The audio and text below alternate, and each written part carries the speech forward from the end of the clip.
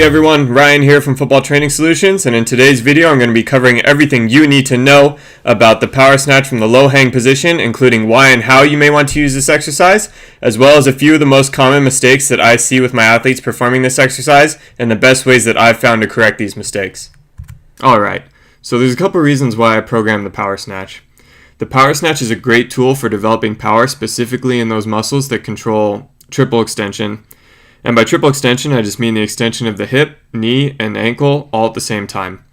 So if you're looking at a movement like a jump, and you took a snapshot of the moment right before the athlete's feet left the ground, you would be able to draw a straight line from their hip, down through their knee, down through their ankle, right into the balls of their feet, and into the ground. And that's what I'm talking about when I say triple extension.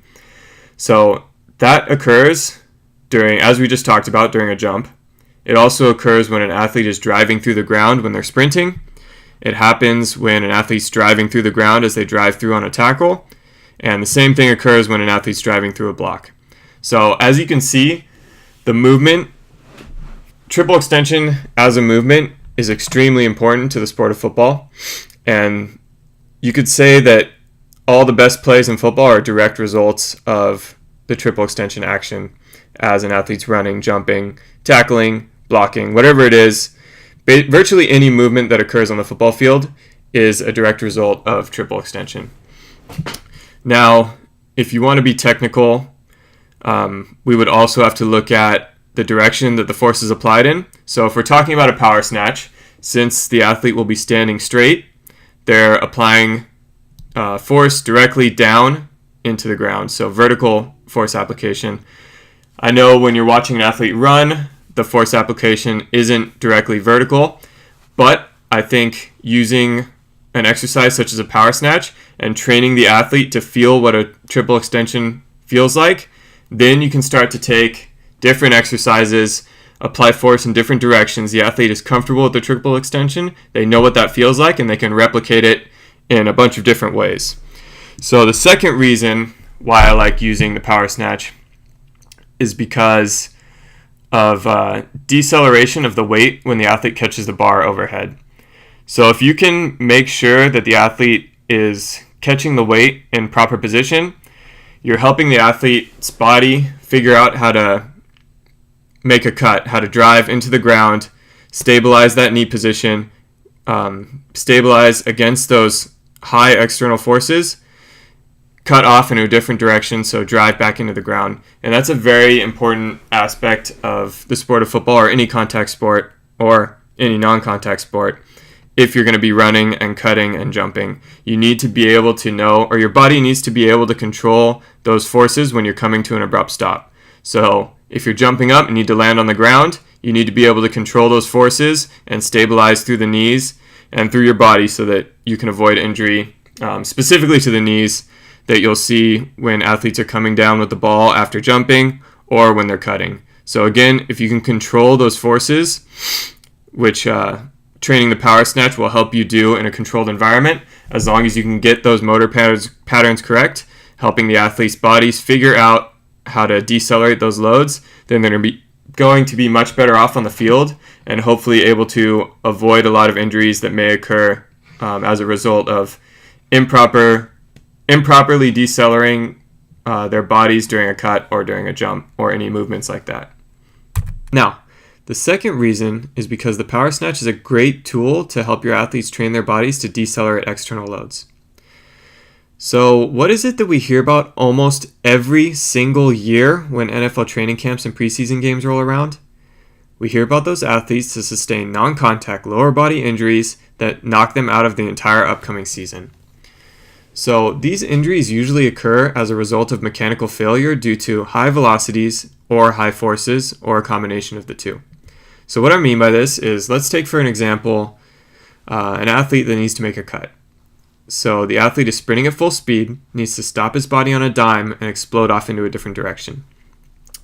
Now, when the athlete needs to stop his body on a dime, that means he needs to decelerate extremely high forces in an extremely short amount of time.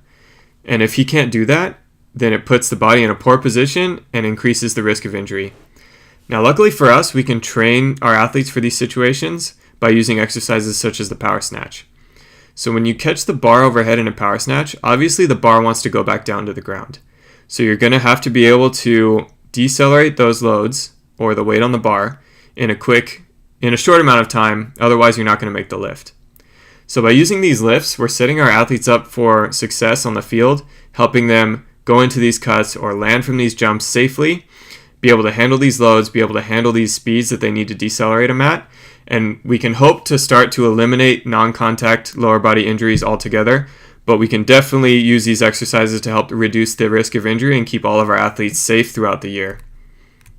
Now, there are really only two reasons that I'd use the Power Snatch specifically from the low hang position, and that's either as a teaching progression, as I work my athletes down to the floor, or as a regression for my athletes that are struggling with the Power Snatch from the floor and need to come back up to a higher position and practice before they move back down to the floor.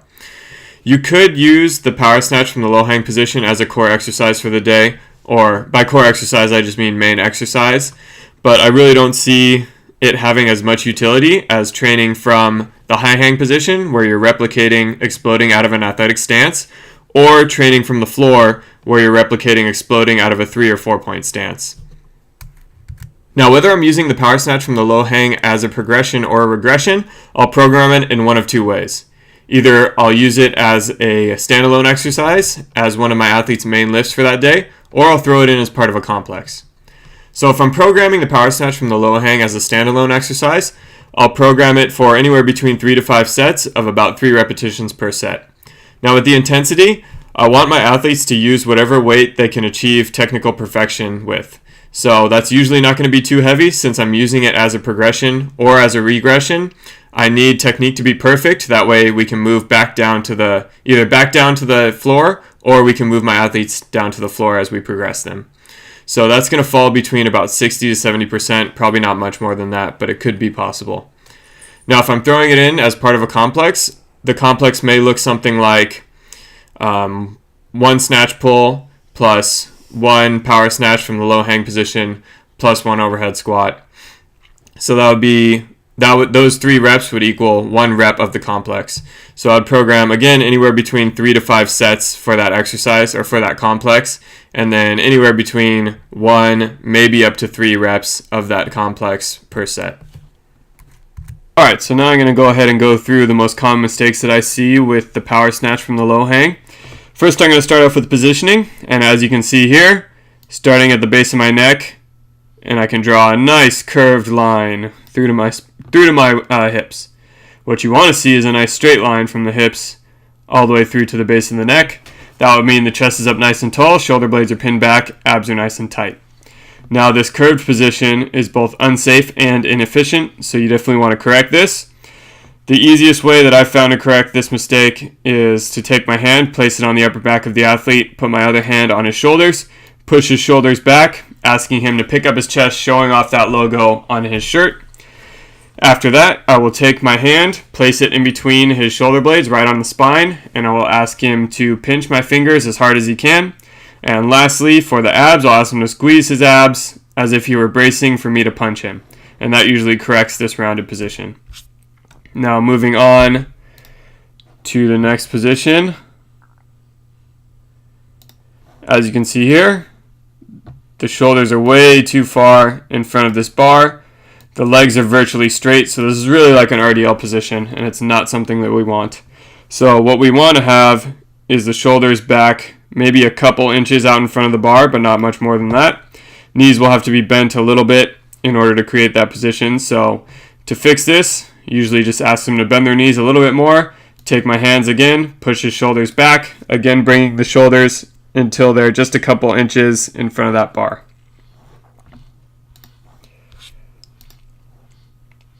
For the next position, it's usually a result of overcorrecting the last mistake. So now the shoulders are back behind the bar, which isn't good, and knees are bent a little bit too much right there, and the weight is usually going to be back on the heels in something like this. So what we want to do is straighten the knees a little bit, so push them back, Bring the shoulders again so that they're a couple inches out in front of that bar, and then we'll be in a good position from there. So the correct position will look something similar to this. Now I know we're talking about the low hang. This is more of a high hang, pretty much just at the knee, but we want to bring this bar maybe a couple inches down further, which will create a little more of a hinge, so hips will be back a tiny bit more, shoulders maybe forward just another inch out in front of that bar. But it's virtually going to look the same. So you want to get something looking just like this or similar to this. There's no one size fits all position here. It all depends on limb lengths. So it may look slightly different, but you're going to get something that looks roughly like this. So for these next few mistakes, we're not going to worry about what position we're pulling from. So it's going to be independent of position. We're just focusing on what's happening during the extension of these lifts. So for this first one, go ahead and watch it in full speed, and then we'll watch slow-mo. So that extension, as I went to extend, as you can see right here, I'm throwing my head all the way back, almost through the wall, and I've got a nice curved extension here.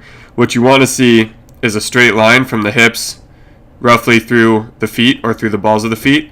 As you can see here, I've got a nice curvature, so that's going to be really inefficient, and it's going to lead to me throwing the bar out. If there's any weight on this bar, it's not going to end up coming all the way around, and I'm going to end up catching too far forward and missing this lift. So let's go ahead and watch the end of this. So if there was weight on this bar again, you'd probably see that I'd catch it somewhere around here, not be able to hold it, and have to drop it. Since the weight's light on the bar, I'm able to swing it all the way around. But again, we want to avoid that big hyperextension. One way to cue that, a way that I've found that works pretty well, is to ask the athletes to smash their head through the roof. So when they come through their extension, they're smashing their head through the roof instead of back towards the wall like I did, and then they'll get a nice long pull, hopefully seeing a straight line from the hips through the feet.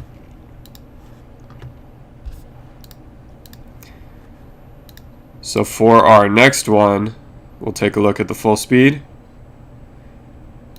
and then we'll slow it down. So on that one, the extension isn't terrible.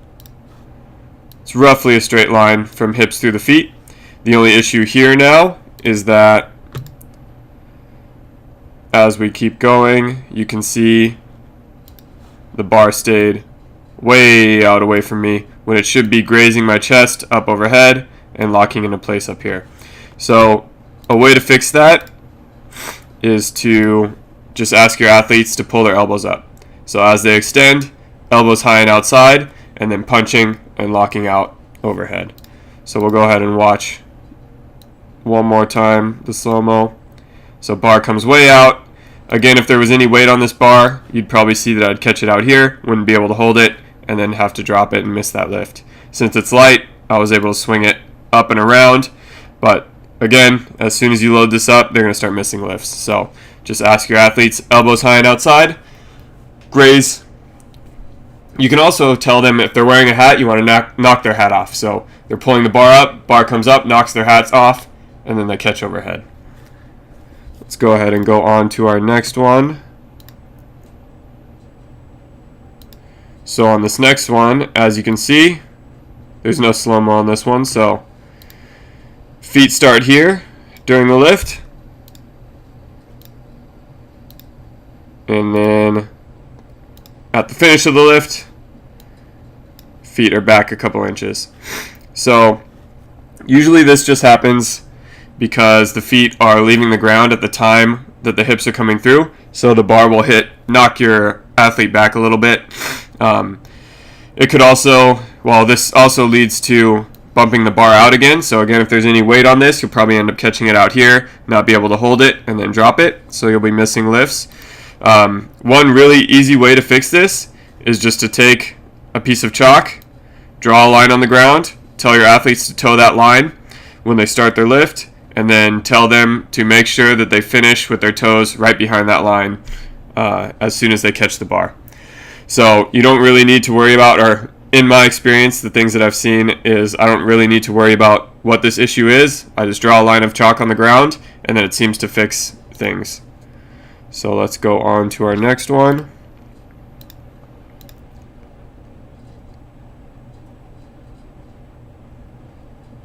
So on this one, cut the extension short so you can see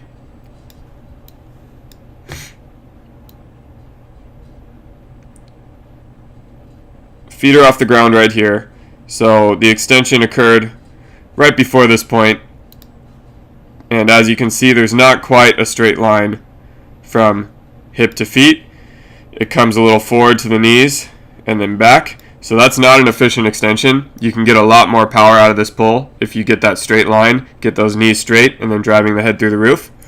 So another thing that you'll notice is,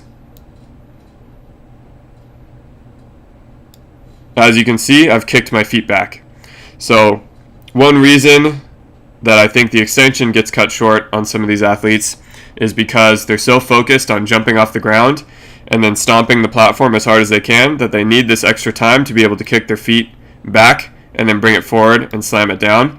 So one way to fix this is to regress them to a muscle snatch. That way they need to get their full extension, otherwise they're not going to make that lift. Other ways of doing it, focusing on the drive and a push press, and then you can also cue them to, again, drive their head through the ceiling. And all of those things seem to work. What I've found works the best is regressing them back to a muscle snatch, maybe throwing it into some kind of complex, or you can also use snatch pulls. I've used those a lot as well as part of a complex to be able to fix this lack of extension. And moving on.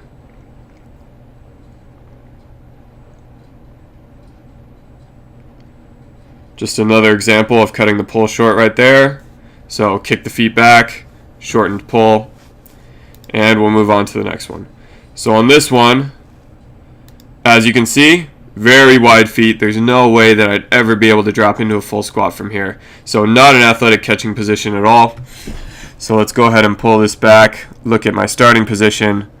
Starting position looks good. Feet are roughly shoulder width, hip width. That's comfortable for me, so not bad starting position. Now we go on to the finishing position, way outside here. So a lot of times what you'll see with this catch is you'll see the knees coming inside of the feet because they just can't stabilize in that wide position. So that's the first issue that we have. Secondly, again, it's just not an athletic position. You don't want to be teaching your athletes to decelerate loads in this wide stance. So a way to fix it, one of the best ways is to do no feet power snatches. So that means they're not moving their feet at all. Feet have to stay in the exact same place throughout the lift. That way they get used to extending up and bringing their feet down exactly where they started that pull with. So that's probably the best way to do it. You can also take chalk again, like we did in the previous example. So take the starting position, draw your chalk line. Actually, we'll put it a little bit wider so they can move their feet out a tiny bit. So draw a chalk line and then ask them to make sure that they land with their feet inside of those chalk lines. So obviously right here, I'm outside of those chalk limits, so that would have been a bad lift. So those are a couple ways that you can go about dealing with this issue. Move on to the next one.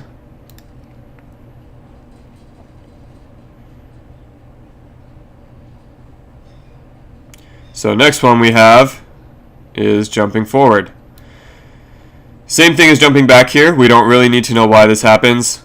All we need to do is take a piece of chalk, draw a line on the ground, ask them to toe the line, and finish that lift in the exact same spot that they started. So as you can see here, I would have failed that. My feet came way in front of that line. So I know I told you you don't usually need to know the reason, but usually either I hit the bar out and the bar pulled me forward as I pulled, or my feet were too far forward during the pull and I jumped forward. So either way, it's still inefficient lift. Usually what'll fix it is taking that piece of chalk, drawing a line on the ground, and asking them to start and finish in that same spot.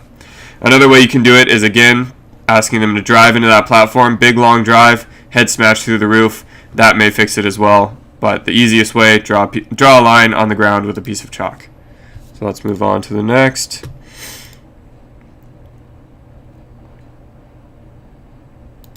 So now we're going to go over some catching positions overhead. So as you can see in this one, knees are inside of the hip and the foot. So this is called a knee valgus, puts a lot of strain on that knee. The big issue here is that you're teaching poor mechanics to these athletes. So when they go onto the field and they need to decelerate their own body weight, either coming down from a jump or making a cut or any number of movements, they're going to fall back to this position because the velocity is high and the forces are high. So they're going to fall into this position, and that puts them in increased risk of any number of knee injuries, so anything from ACL all the way down. So we really want to look to correct this. Cues that you can give your athletes would be to make sure they're pointing their kneecap at the point of their toes and making sure that their knee is sitting right on top of their foot. Now, the things that you can do to help your athletes correct this is focus on glute work. So you want to make sure that the hips are nice and strong and they're able to stabilize the knee in that good position right on top of the knee. So you can do banded knee outs, banded walks, lateral walks, anything that you're putting bands around the knees and making them push their knees out or walk out or step at an angle, anything like that. You can also do glute bridges, RDLs, good mornings, any number of exercises. You just want to make sure that you're focusing on these hip stabilizers, making sure that they can stabilize the knee in proper positions. So that's the first one you'll see, is both knees coming in. Moving on to the next.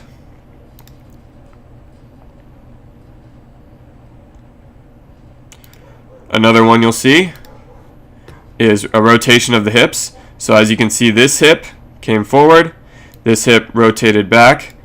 So this knee is actually in a good position. It's not bad.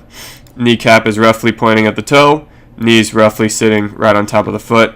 But your problem here is on this side. So this knee definitely inside of this hip and inside of this foot. So you want to correct this again by using some knee stability exercises that I mentioned for the glutes. You also need to work on core stability in the front or throughout the core area. So you can do any number of core exercises like plate raises, and then again all those glute exercises that I just mentioned. So we'll move on to our next example.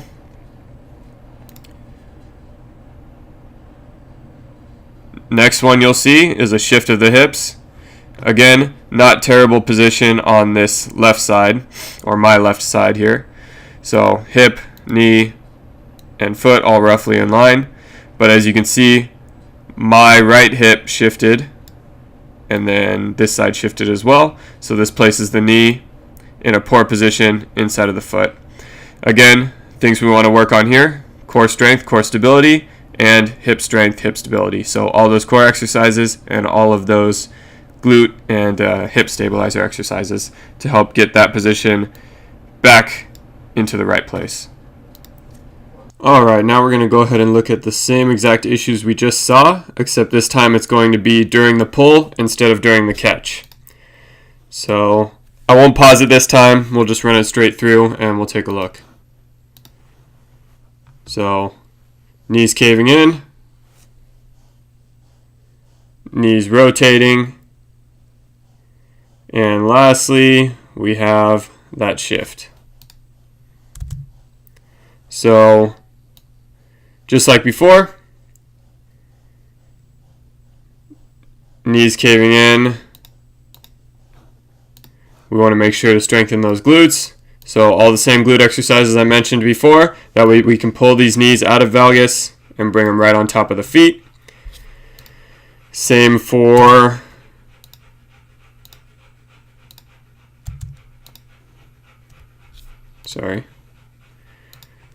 Same for the next one.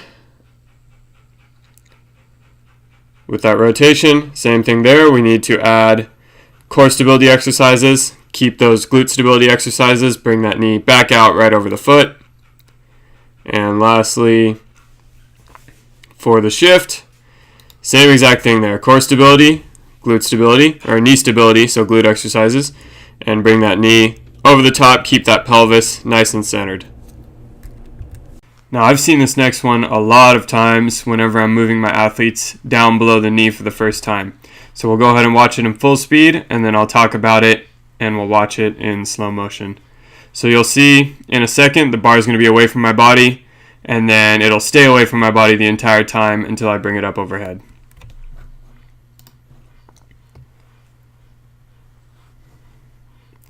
So we'll watch again for a second. Bar stays away, and now it's overhead. So as you can see,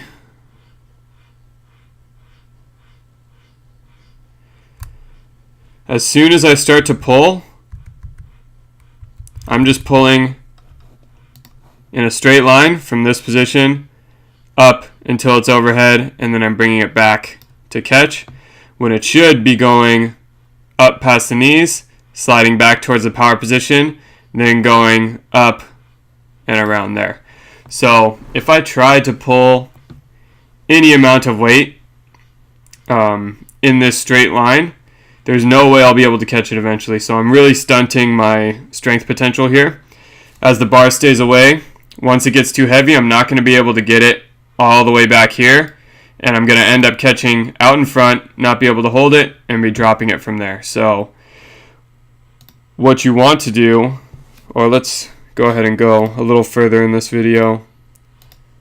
So right around here, the bar should be tight into my hip as I bring my hips through and extend straight up overhead, but instead it's a couple inches away. So again, it's going to stay away. Because this is light, I can pull it all the way back and catch it, but if it's any heavier, there's no way I can hold it out in front of me. So a way to fix this is to throw in pause snatches. You can do pause muscle snatches, or you can stay at power snatches, so where you're pausing, taking the bar, starting in the low hang, forcing them to come up above the knee, pull back, stop in the high hang, pause in the power position, and then extend from there. So you can do it that way. That's a programming way that you can do that as a coach. Cueing wise, just ask them to keep the bar nice and tight. Have them feel it on their thighs, up into their hip pocket. Be patient, extend up tall, and then elbows high and outside. And for our next mistake, we'll see as I pull, elbows are going to start to bend, and then I'll catch overhead. So that's early arm bend, and we'll take a look at it here. So I'm going to stop roughly where my extension is. So as you can see, I haven't even extended here yet, and the bar's already past my hips, so that's not good. This is about full triple extension right here. The bar is virtually almost overhead right here. So I have gained nothing out of this full extension because I've started pulling early with my arms. So that's a huge issue. Obviously your arms are going to fail before your legs do, so you're really not getting much lower body power out of this demonstration of the exercise right here. So you need to keep those arms long, pull the bar all the way into the power position. The bar should be right here, roughly right here when triple extension occurs. Instead, as you can see, it's way away from there. Not efficient at all. So the ways you can fix this, cueing wise, you can ask your athletes to keep long arms, be patient with them, bring their hips all the way through before they start to bend their arms. But that can be a little tough to digest, especially with the newer athletes. So the best way to do it is for you to adjust your programming. Again, you can use pause variations of the muscle snatch or the power snatch, or you can throw complexes together of snatch pull plus snatch high pull plus power snatch, anything along those lines, just so that you're fixing this issue, because this can turn into something that's really detrimental to your athlete's performance. So you really got to keep those arms long, maximize the use of your triple extension to get the bar up overhead.